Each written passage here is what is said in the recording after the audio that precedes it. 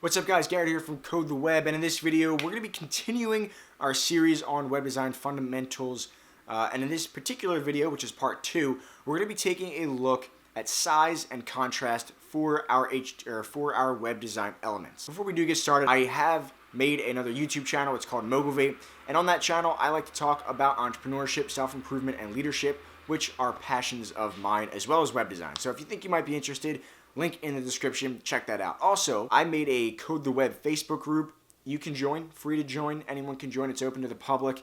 Come in, talk about web design, ask questions, show off your work, not promoting it, but just asking for help. So do that, all links are in the description.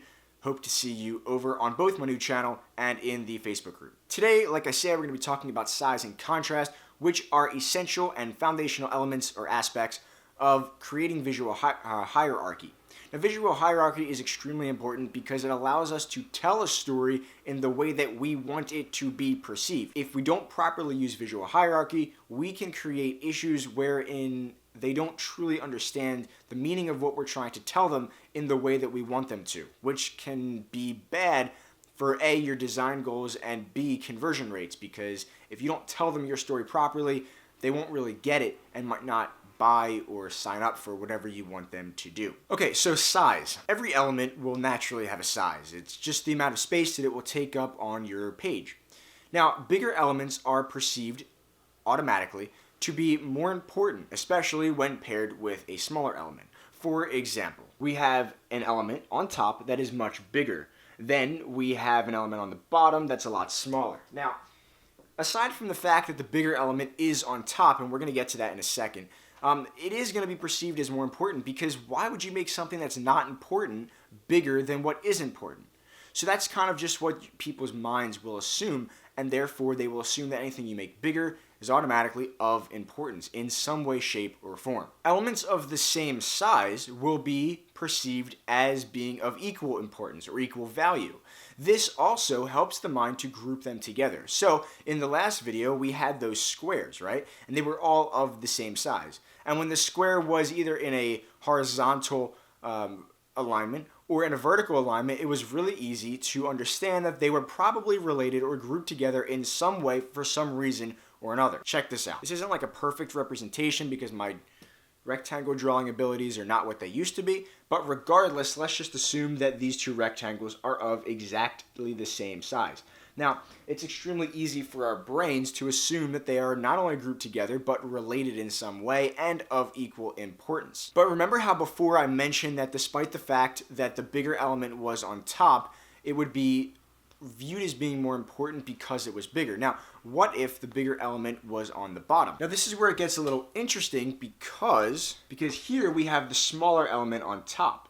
But we can't forget about the order of things, because why, again, just like why would you make your smaller, less important items bigger than the important items, why would you also put the less important items on the bottom? So in that particular case, even though the bigger item is on the bottom, it will still be looked at as being of less importance because it's not on top. Okay, now let's talk about contrast. Contrast can do a lot in the way of visual hierarchy. If you create more contrast between an element and another element, or less contrast between one element and another element, or just a page in general, there will be more importance or more attention that is drawn or that is created for that element. So in that same example where the smaller element was put on top of the bigger element, you could also kind of say that the bigger element is still of importance.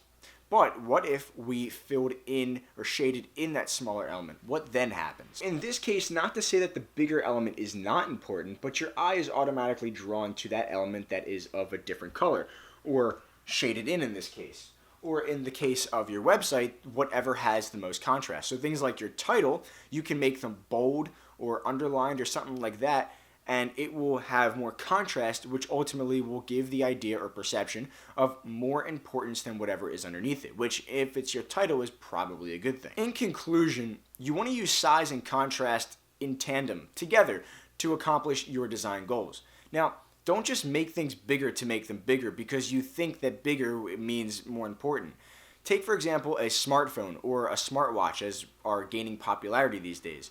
Those things have smaller screens, And so it's really, really important that you utilize whatever screen real estate you have to the best of your abilities to get the message across that you want to convey to your users. So instead of making things monstrous, change the color or change the font or make them bold or something like that, so that you can still create that visual hierarchy but not waste valuable screen real estate. Alright guys, thank you so much for watching. If you did enjoy this video, definitely comment down below. Let me know what you think. Also, if you have any questions, let me know again in the description, or no, in the comments down below, and I might even make it into its own video. Other than that, take care, subscribe if you haven't already, and I will see you all in the next video. Take care. Peace.